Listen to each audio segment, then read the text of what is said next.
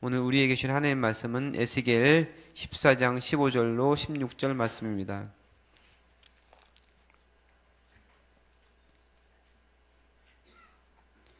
에스겔 14장 15절로 16절 말씀.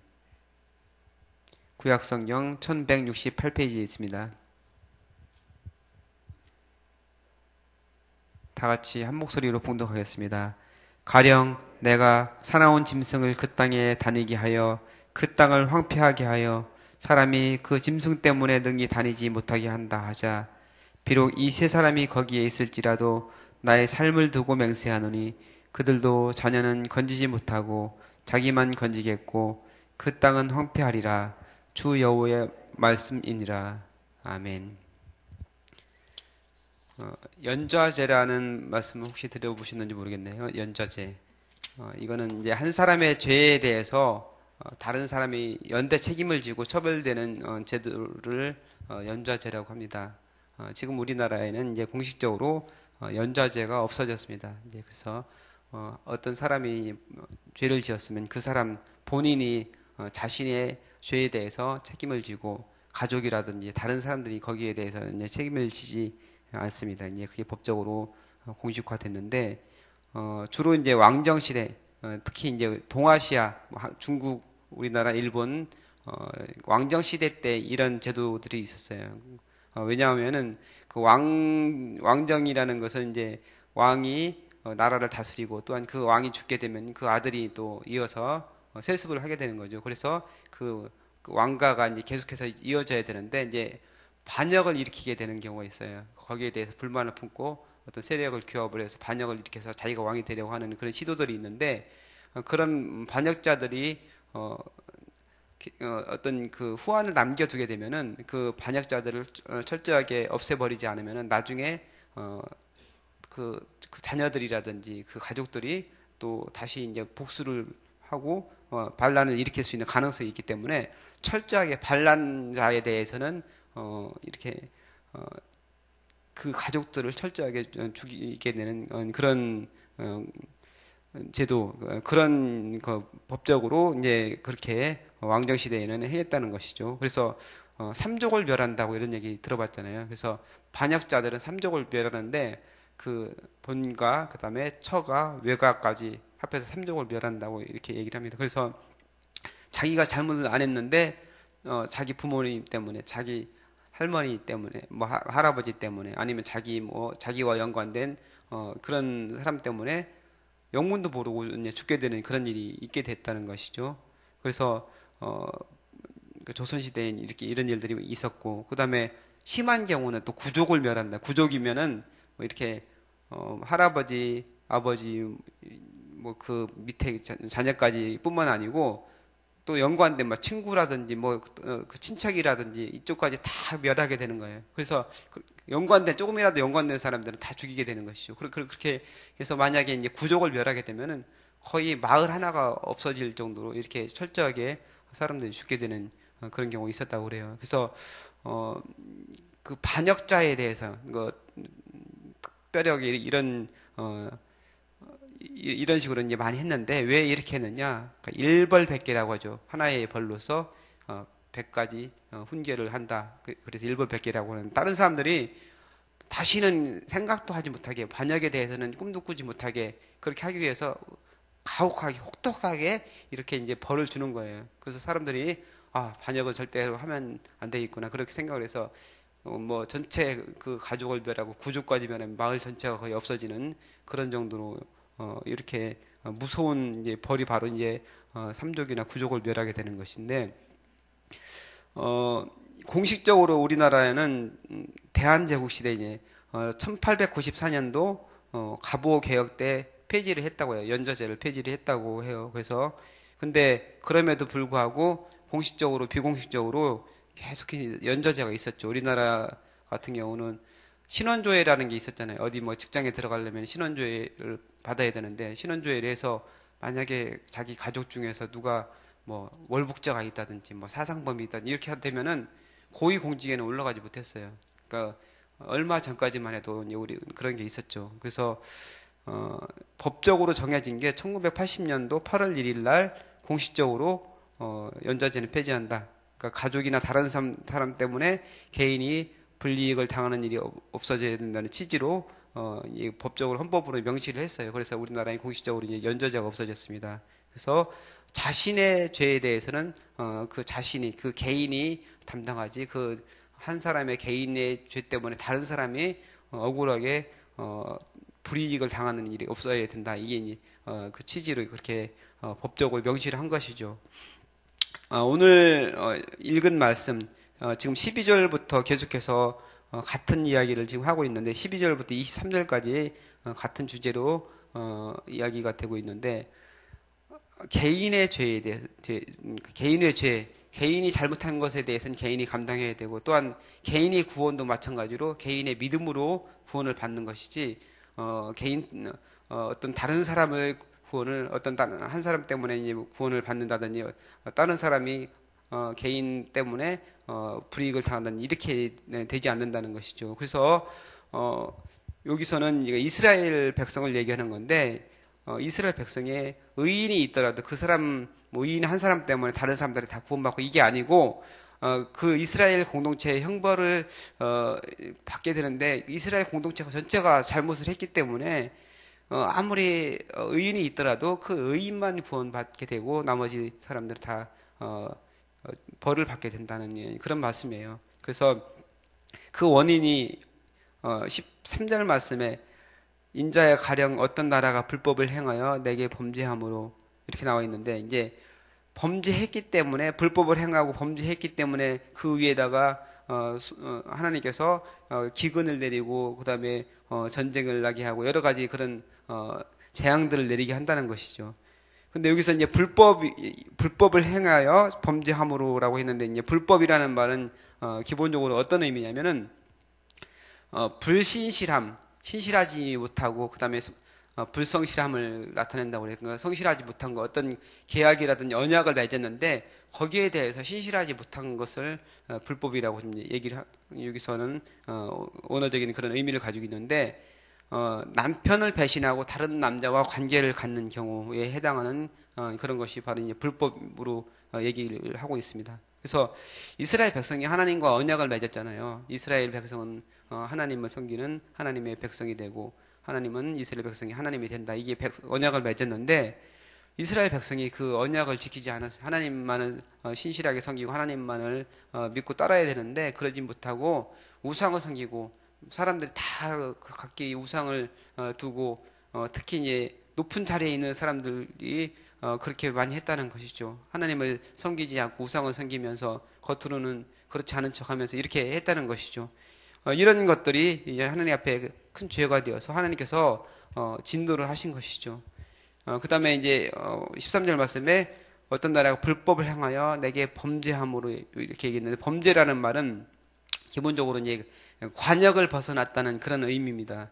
근데 이것은 하나님께서 만들어 주신 그런 언약, 그런 규범, 여기에 맞는 삶을 살지 못하는 걸 얘기하는 거예요. 그러니까 기본적으로는 사람들과의 관계에서 하나님께서 정해 놓으신 그 법을 지키지 않고 사람들과의 관계에서 죄를 범하는 것을 얘기하는 것이죠. 그래서 불법을 행하여 범죄했다는 것은 하나님과의 관계에서 신실하지 못하고 사람들과의 관계에서 범죄를 해서 이스라엘 백성들이 하나님 보시기에 악한 사람들이라는 범죄한 사람들, 죄악에 가득한 그런 사람들이라는 것이죠. 그래서 하나님께서는 사랑이 많으신 하나님이시지만 또한 공의의 하나님이시기 때문에 끝까지 참고 끝까지 견디고 끝까지 그냥 봐주는 게 아니고 어느 순간이 지나면은 하나님께서는 그 죄악에 대해서 심판을 하신다는 거예요. 그래서 이스라엘 백성이 하나님과 언약을 맺은 그런 백성이고 이스라엘 백성이 잘못한 것에 대해서 하나님께서는 참으시고 끝까지 견디시지만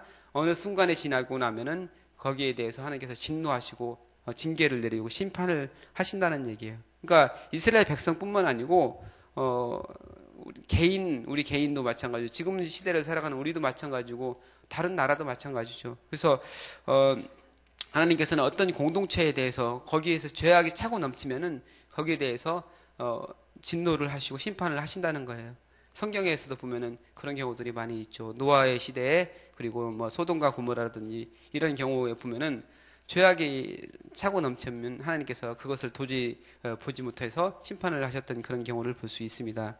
그래서 국가의 흥망성쇠가 하나님의 섭리 가운데 있다. 어떤 나라가 정말 무너질 것 같지 않던 그런 나라도 어느 때가 되면은 갑자기 이 나라가 뭐 아주 작은 사소한 것 때문에 무너지는 그런 경우들을 볼 수가 있는데, 그 하나님께서 개입하시는 거, 하나님께서 그 나라를 주권을 가지고 심판을 하시는 것이죠. 그래서 모든 나라, 이 온 세상을 주관하시고 다스리는 분이 바로 하나님이시고, 그 나라를 지고 계신 분, 그 나라의 흥망성쇠를 지고 계신 분이 바로 하나님이라는 사실을 우리는 기억해야 됩니다. 그래서 우리는 우리 나라를 위해서 기도를 해야 돼요. 우리나라와 우리나라 백성들을 위해서 기도해야 되는데, 하나님께서 우리나라가 정말 죄악 가운데 많은 사람들이 죄를 범하고 점점 이 땅에 죄악이 가득해서 하나님께서 그것을 결국에는 이스라엘 백성에게 징계를 했던 것처럼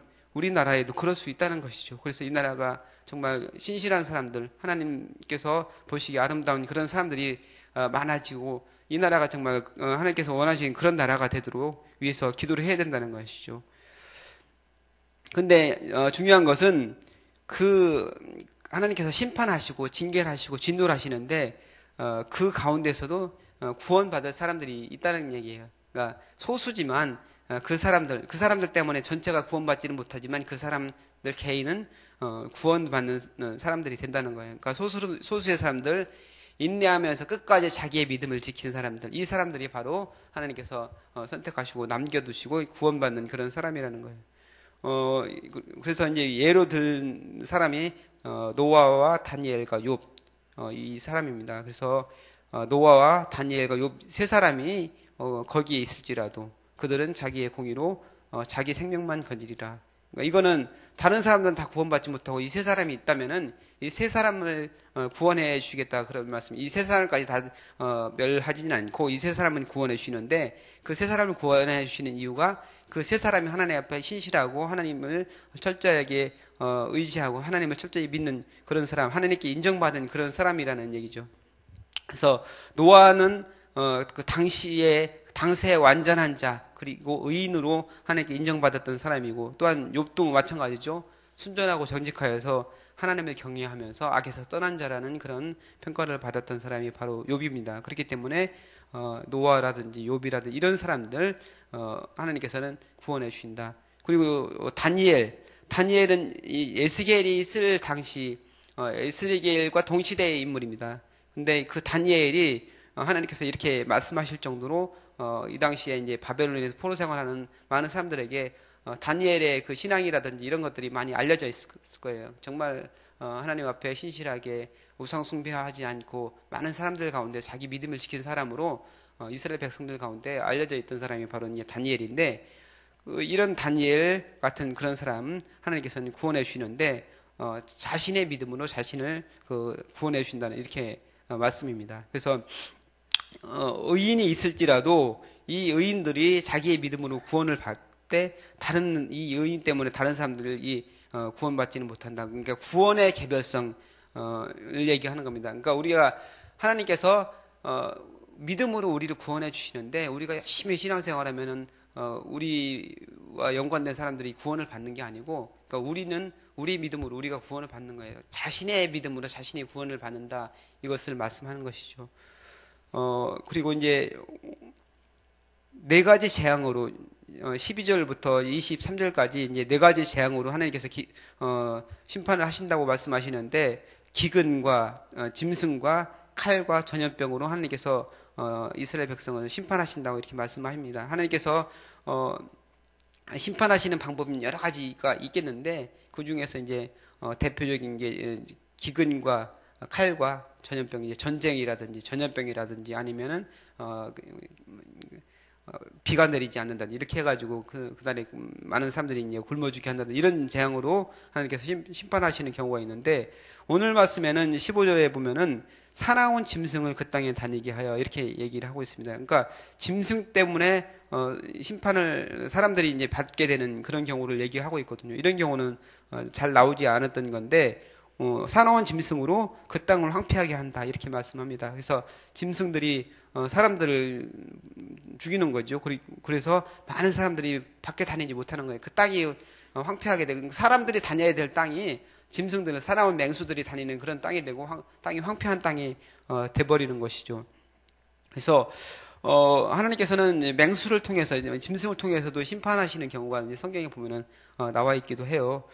그래서 이스라엘 백성이 하나님 앞에 범죄했을 경우 여러 가지 방법으로 심판을 하시고 거기에 대해서 하나님께서 이제 진노를 하셔서 벌을 주시는데 그러니까 하나님께서는 그 땅을 철저하게 완전히 황폐되도록 하나님께서 그 땅을 만드신다고 말씀하고 있습니다.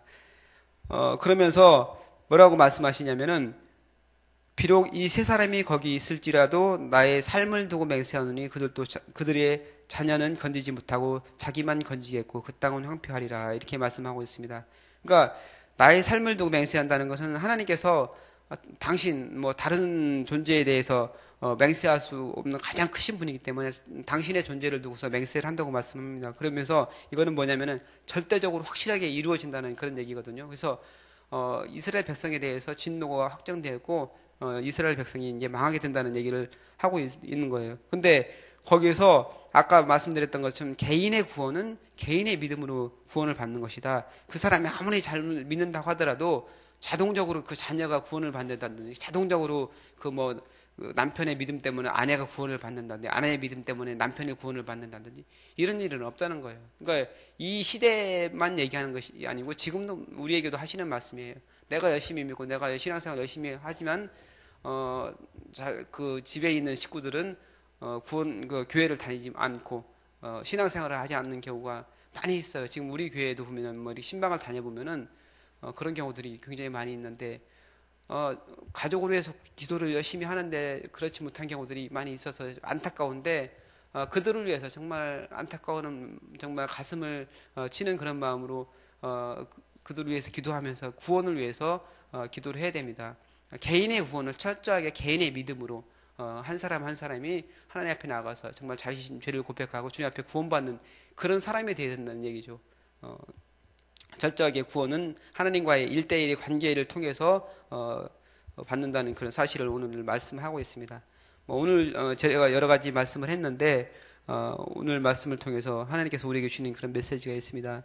나라를 위해서 우리가 기도를 해야 됩니다. 이 나라가 점점 죄악이 가득하고 불법이 성행할 때 하나님께서는 진노하시고 거기에 대해서 심판하실 수 있다는 그런 사실, 또한 우리가 하나님께서는 구원을 하시는데 한 사람의 믿음, 개인의 믿음으로 구원을 한다. 거기에 대해서 또 말씀을 하십니다. 그래서 주위에 있는 가족들을 위해서 기도하고 그들이 하나님 앞에 올바로 설 수 있는 그런 사람들이 되기 위해서 기도하는 우리가 되어야 될 줄 믿습니다. 기도하겠습니다. 하나님 감사합니다. 오늘도 말씀을 통해서 우리를 깨우쳐 주시니 감사합니다. 하나님 우리가 이 나라와 이 민족을 위해서 기도하게 하시고 우리 공동체를 위해서 기도하게 하시고 또한 우리 주위에 주님을 알지 못하고 하나님을 알지 못하고 방황하는 그들을 위해서 기도하여서 그들이 하나님을 만나고 주님의 구원에 들어올 수 있는 그런 귀한 사람들 될 수 있도록 주님께서 축복하여 주옵소서. 오늘도 주님과 동행하면서 주님의 기쁨이 되는 귀한 날 될 수 있도록 하나님께서 인도하여 주옵소서. 감사드리며 예수님의 이름을 기도합나이다. 아멘. 오늘 같이 드리실 공동기도문 사역입니다. 성경대로 우리 사역의 지팡이 온누리를 품게 하옵소서. 위원회 사역, 교구 사역, 말씀 삼 성경대학 사역을 축복하셔서 말씀과 성령의 충만으로 인격과 일상이 거룩해지게 하소서.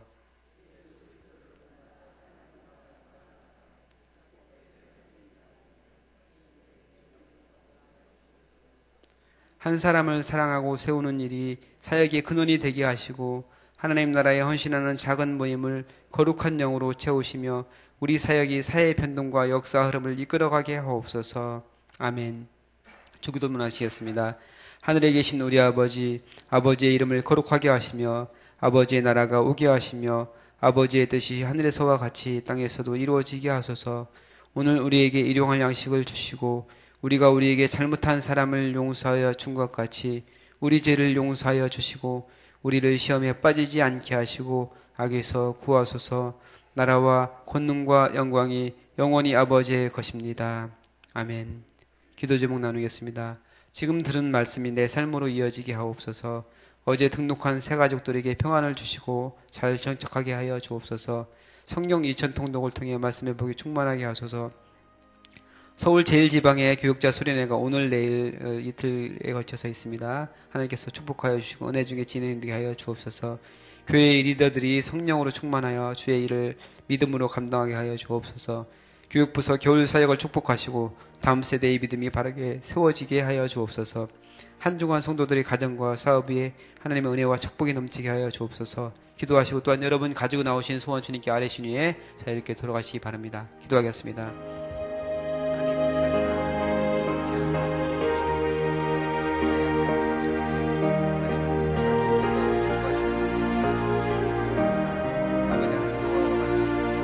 아버지 하나님 같이 순전하여서 하나님의 마음에 한 사람 하나님 뜻에 한 사람 되시도록 하여 주옵소서. 한 사람 한 사람이 주의 은혜에 우리가 또한 주의